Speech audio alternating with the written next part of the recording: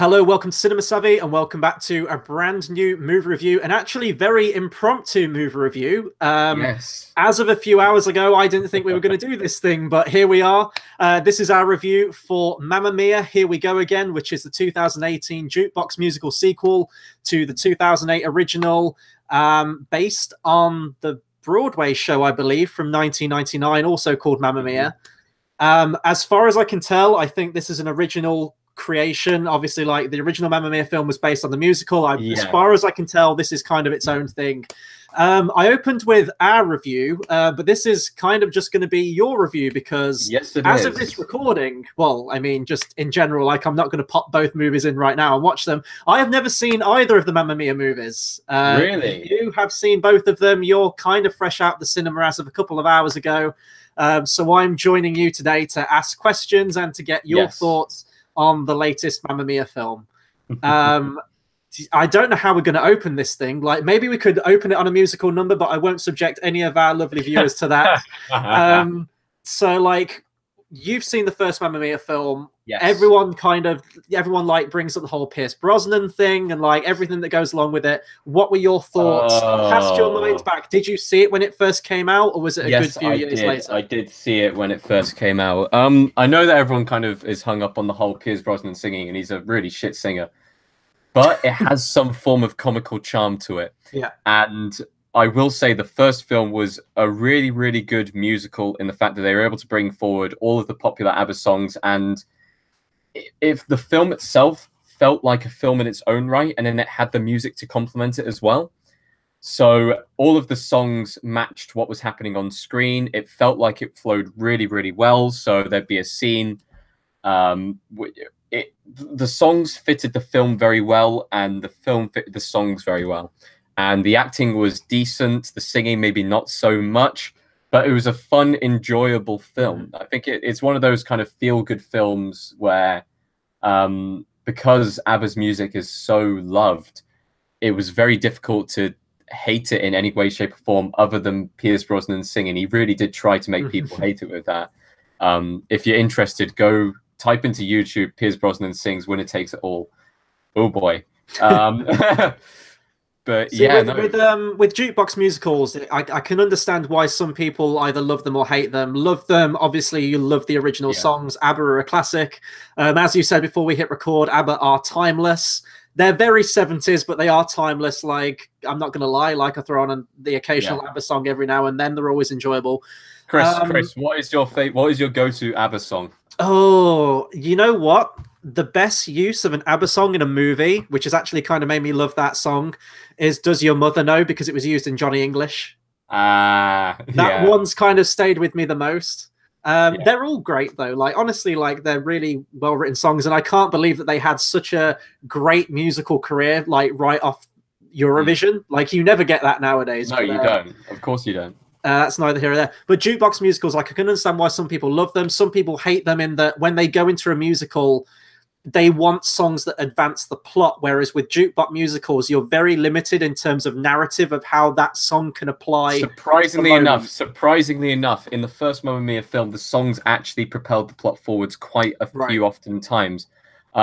Best example of that is probably the actual title song, Mamma Mia, which really does kind of kick the film into oh shit, what's happening? Like, what are we going to do? So the premise of the first film, obviously, because you haven't seen it, and there might be some people who haven't seen it, you've got the main character, who's Amanda Seyfried. She is about to get married to Dominic Cooper's character. So that is the character of Sophie marrying the character of Sky. And they're in love. They're going to get married on this island. And it's basically the mum, she doesn't know who the father of Amanda Seyfried is, because she's shacked up with 3 people, like in a very short space of time before she got pregnant. So the first film is basically trying to figure out who the father is. So Amanda Seyfried's character invites all 3 fathers to her wedding, and then you're stuck with Meryl Streep's character going, oh shit, all 3 of you could be the father. And that's kind of where it bounces off. And it's really fun. It's quite entertaining. It's very comical in some places. It's quite dramatic in others. It's just kind of one of those overall feel-good films that you can't really hate. And I think the best example of that is that Mark Kermode, he did not like it the first time round watching it. He went to go see it the second time round in a full cinema, as opposed to seeing it at its premiere, which wasn't really, it was a kind of like reporters only premiere. Second time round, he went to like a fully packed public cinema, and he absolutely loved it because everyone was getting involved with it. Everyone was kind of laughing at the jokes, and you kind of, the crowd gets behind you and you start to feel it a bit more. See, I understand the place for movies like this, because if I'm thinking of other, like another jukebox musical that I absolutely love, which, you know, I'm not going to say it's a good movie, is Rock of Ages with Tom Cruise. I absolutely love that movie. I've watched that movie probably more times than I care to mention on this stream, because they're just fun. The first Mamma Mia film I haven't seen, as I said. Around about that time, I very much cherry-picked my movies, like when I went to the cinema or ones that I watched, and just looking at the trailer and looking at clips, I kind of went, like, I'm out. This isn't my kind of movie. Like, I don't mind the occasional ABBA song, but just the very cheesy, like cheesy films like that. And don't get me wrong, I do love some cheese every now and then. This looked like a veritable gorgonzola of a movie, and I was just like, oh, nah, I can't. Like, I can't. So I still haven't watched it. Now, I will say that when this movie was coming out, and we were conscious that this movie was going to come out, all three of us, like me, you, and George, we were like batting around the idea of possibly meeting up at some point, all three of us again, and having this be the movie that we go to the cinema to. We could go and see Mission Impossible Fallout, which I've seen and I want to see again. I'm like, nah. Mamma Mia is the one that we need to see. Mamma Mia, yes. And another idea that we had as well was to even prepare for this one, and unfortunately we didn't get it done in time, was another drunk watch-along. I think the first Mamma Mia film could potentially be a very, very strong candidate. Drink every ABBA song starts. You could do drink at every reference to Greece. You could do drink at every single... there's so much. There is so much you could do. But talking about us three like meeting up and everything like that, that would have been a very interesting cinema experience, because for this second film, I obviously don't remember what it was like watching it when I was a kid going to the cinema with my family, but it was very noticeable this time that there are only two kinds of films that would draw this kind of crowd, and that's musicals and films like 50 Shades of Grey. Yeah. Now, this cinema was absolutely brimming with middle-aged women, and to the point where it actually felt really uncomfortable. Best way of putting it is I went with my mum, I went with my sister, and we all seemed like the youngest people there. It was really, really bad. And you know how this isn't really stereotyping or anything like that, but in that cinema, it was the most amount of chatter going on in the background I've ever heard in a film. Like, people literally live discussing what was happening in the film as it was happening. People humming along to every single song. It's probably one of the most active screenings I've ever been to in that sense. Weirdly enough, though, not many people laughing at some of the, I'd say, attempts at jokes, because there was this film was a little bit far-fetched in the joke department. But it was a very kind of chattery in the background kind of film. It felt like I was watching it like at a public open screening type thing, with people just kind of commentating on the film as it was going along, which is a very unusual experience, I have to say. Can you imagine if, like, me, you, and George had gone there? We'd have been passed around like a peace pipe in that cinema. So, oh man, we probably dodged a bullet there, maybe. But from what I can tell, now I've only seen the trailer for this movie. I did actually kind of stay away from like all the trailers, not because I was hyped for the movie, but just because I had zero interest. Kind of echoing the sentiments in the comments of SeaWorldMan879, who's put zero interest in this. Oh well. But I can't. All I can say is I took the bullet for everyone. Like I definitely kind of drew the short straw, and yeah, I was the one picked to go and see this film. You went by your own volition. I did go by my own choice. Do not make this out that we forced you into this movie. I would never do such a thing. Yeah. I was forced to go and see Transformers. No, I went on my own. What was I going to say? Yeah, so I can't even remember what movie I was seeing at the time, but I got a trailer for Mamma Mia, and I was just like, oh god, Okay, let's watch this. Yeah. And it looked more of the same. In all fairness, from what I could tell, it looked like the same tone. It looked like the same kind of humor. But the plot seemed strange. Like when I first saw the trailer, it didn't seem like it was a. The first one was based on a musical, whereas this one was kind of doing its own thing. Yeah. And it may have had that kind of direct-to-video storyline kind of feel to it. But then reviews started coming out, and critics that I trust and critics that I watch on YouTube were really actually kind of praising this movie. Maybe not saying that it's a phenomenal movie in its own right, but compared to the first one, they said that they thought it was a significant improvement in terms of the narrative, in terms of the acting. I've seen great praise thrown at the three actors they got to play the younger counterparts of the older characters, like Julie Walters' character and Meryl Streep, etc. Yeah, but this movie kind of serves as both a sequel and a prequel, if I'm right, doesn't it? Yeah. Don't know what the reviewers were actually watching. I'm going to come down really harsh on this film. I'm going to say it's aggressively mediocre. And by that, I mean, it seems like it wasn't trying. It wasn't trying to do anything miraculous, and it ended up being a passable, okay film. Now, the reason why I can see people liking this film and the reason why I can see people getting behind this film is because with a lot of musicals, like, you've kind of got to have the songs invented for the actual film. The songs have to fit into the film really well. With this, because it's a jukebox musical, because you already know the songs, you can already kind of get some sense behind it. So even by not liking the kind of the screenplay and not liking what was happening on screen, as soon as a song comes on, everything kind of disappears and you're like, oh, okay, this is better now. Saying that, this film has gaping flaws, massive flaws. We'll start off with the best parts of this film first, and there's only really one that stands out, and that is Lily James. Lily James playing the younger counterpart to Meryl Streep, who wasn't really in the film due to scripting issues, I believe. She didn't hating the idea of the script and the sequel. He took one look at the script and said, no, I don't want to be part of this project. But Lily James carried this film very hard. She had the best singing voice. She had the best mannerisms towards her counterpart set in the past. He was a character who you felt like you could get behind, whereas in the first film, you couldn't really get behind Amanda Seyfried's character as much. She's a bit more of a bubbly, bit more of an outgoing character, Lily James, so she felt like she fit the film a lot better. Saying that, that's really one of the only positives other than the actual songs itself. What I will say about the songs, because I was confused about this, when I saw the trailer, obviously like they're going to play Mamma Mia in the trailer because that's obviously the titular song. I thought, I wasn't aware of how many ABBA songs they used in the first movie, so I was thinking, like, surely there's only a set amount of ABBA songs that you can use. How many did they use in the first film? Did they use any new ones in this? Because I expect you'd have to use some new ones. If you're literally just recycling all of the same songs, like, what's the point in doing this, like a musical sequel? So the best way of putting it is the first film used up all of the popular, well-known ABBA songs. Ah, these are the B-sides. The first film used up Mamma Mia, used up Voulez-Vous, used up kind of. It used up in the end credit sequence, but Waterloo is redone and in an actual scene in the second film.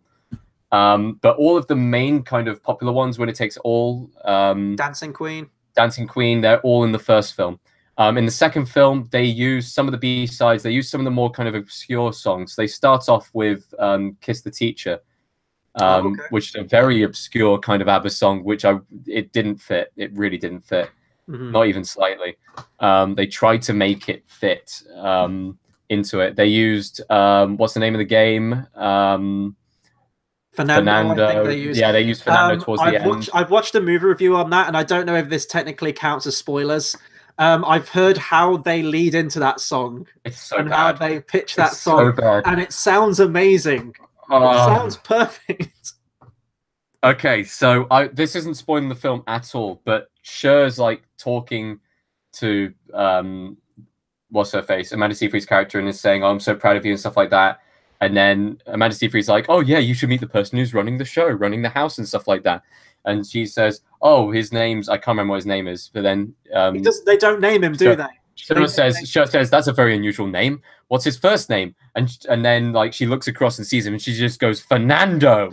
And then they start singing. It's a really, really bad segue. And that's probably the biggest downside to this film. The first film, the songs fitted in so well with the actual script and fitted in. It's so seamless.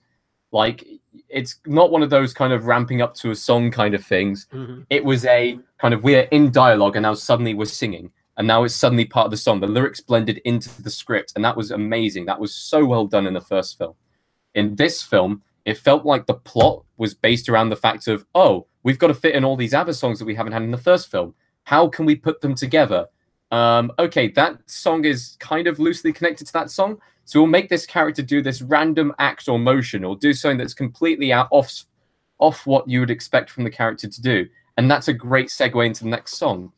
So it felt like they were leapfrogging instead of making it really fluent and seamless. And right. It felt really jarring. The pacing of this film was awful. Really bad. Now, in terms of the tone, and again, like, I can't even remember if this was in the trailer. So again, I'm going to keep it very vague in case it is a spoiler, and you can like let me know if it is. The plot of this film deals with the loss of a character, a certain character from the first movie, which, if you've been listening to our review, you can probably put 2 and 2 together. Yes. What the character might be. And I've heard actually the movie is good in that sense, in that it is very, you know, it has its sentimental moments, it has its emotional beats, and they are executed very effectively, despite it being also a fun, like, upbeat, you know, jukebox musical. Saying that, I felt like the characters, or at least the actors, were having too much of a good time filming this film.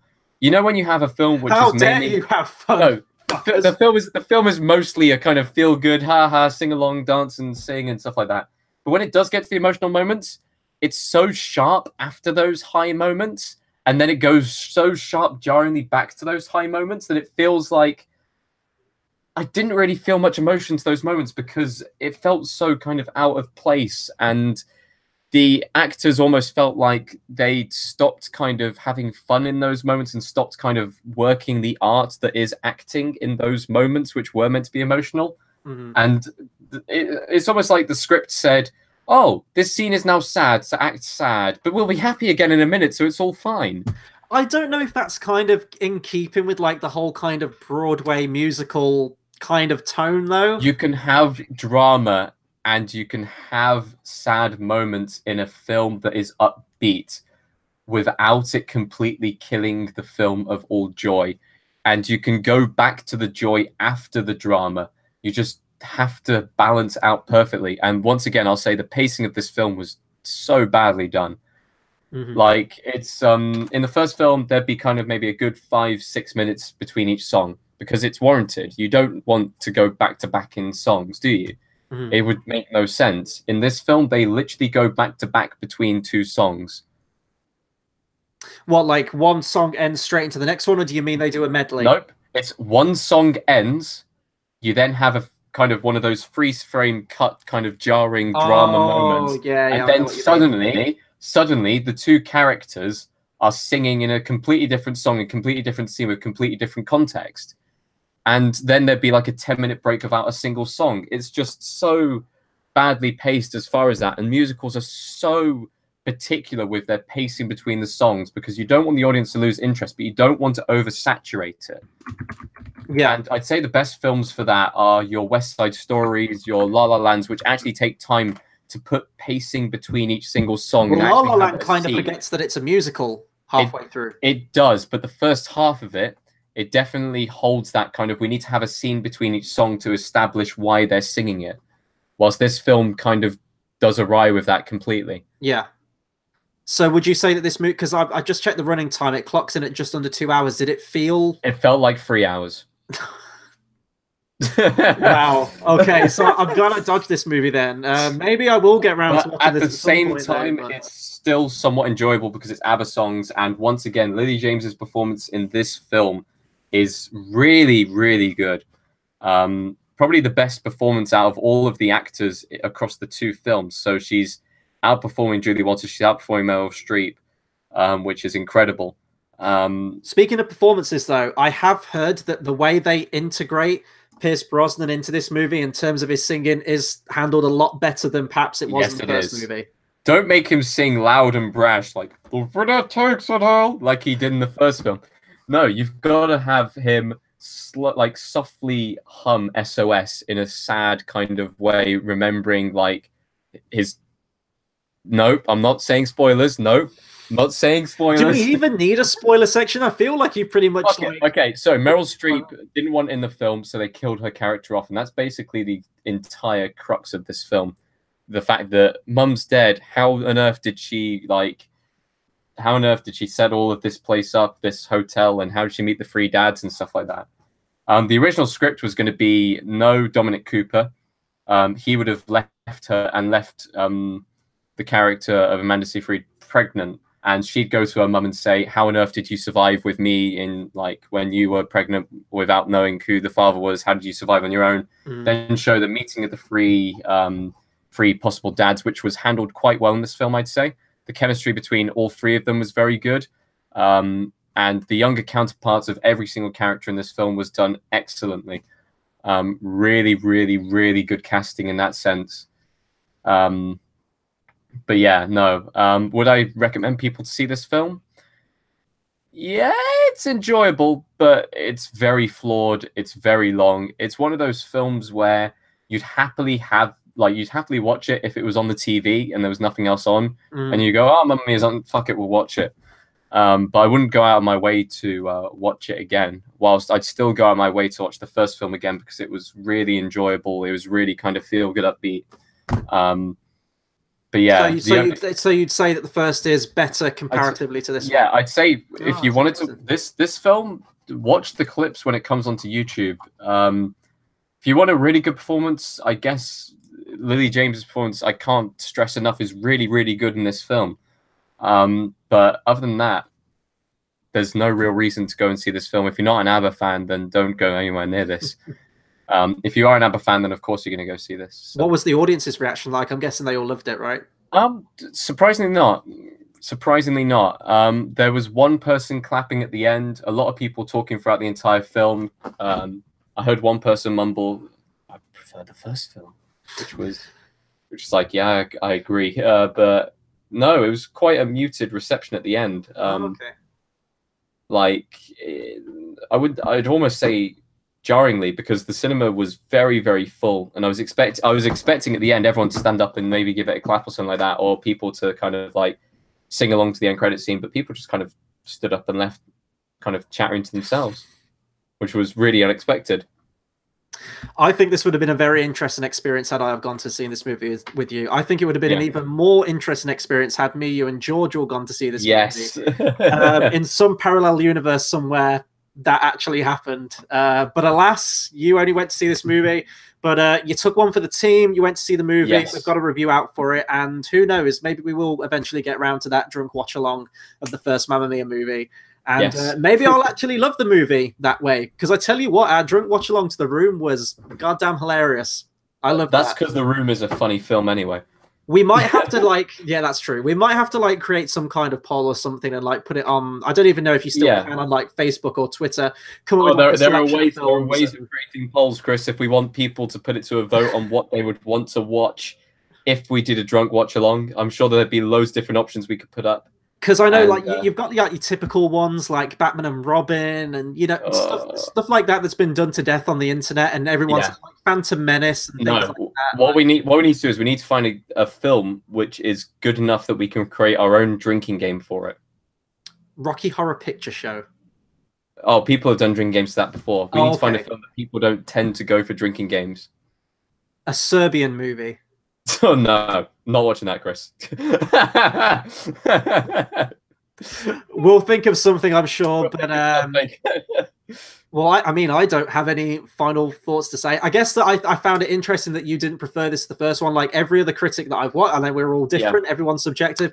Every other critic I've seen have actually really, really praised this movie to the point where I was actually considering going to see it and rewatching the first one, or watching the first one. Sorry. Don't believe the hype. Don't believe the hype. Get that on a shirt. Hold on. Here's the thing. It's got a 60 score on Metascore. So. Okay, there you go. Kind of middle of the road. Where would you rank this in terms of film club, Tate, out of 100? I'd probably give this a first film. I'd give a 70. I find it really enjoyable. I know there's flaws to it. This film maybe a like 50. You will. I'd say 50, on this. 53, 54. It's right. There are more enjoyable parts, and once again, Lily James really carries this film. Like, it's incredible how hard she does. But yeah, what can you say? Right. Well, I can't say anything else. I think you've pretty much summed it up perfectly. I think you've combed through as much as you can with that movie. So that'll do it for our review. Your review, sorry, on Mamma Mia, Here We Go Again. Be sure to comment, subscribe. Let us know what you thought of this movie. Did you like it? Didn't you like it? How would you compare it to the first one? Anything Mamma Mia or ABBA related, I guess, please do let us know. In terms of what's coming up on the channel, tomorrow I will have a trailer reaction out for the latest Venom trailer that came out today. I was going to jump on one tonight, but with this, and I've got some other stuff to do, so look out for that tomorrow. In terms of movie reviews, I believe that Ant-Man and the Wasp is finally out in the UK this week, so we'll have a review for that. And I think the week after we've got Christopher Robin, and then that will kind of lead us into like fall and sort of like end summer movie season. And it seems like it's gone too soon before it was even here, really. We really haven't had that many movies out this summer. But the point is, we've got a lot of content coming out, so please do hit that subscribe button, hit the bell icon as well, so you get a notification every time we go live. That'll do it from us, and until the next video, we'll see you guys next time. Thanks for watching.